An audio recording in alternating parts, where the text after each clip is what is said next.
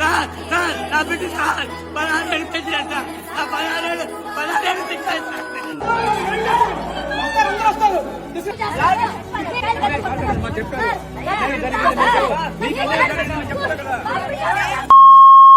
నా కొడుకు చంపేస్తా.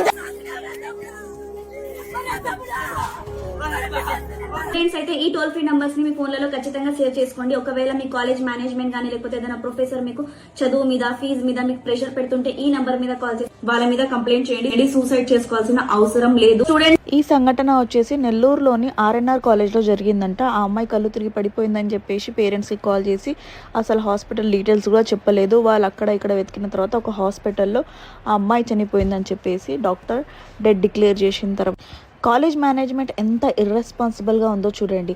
అసలు వాళ్ళ పేరెంట్స్కి కూడా ఇన్ఫర్మేషన్ ఇవ్వలేదు.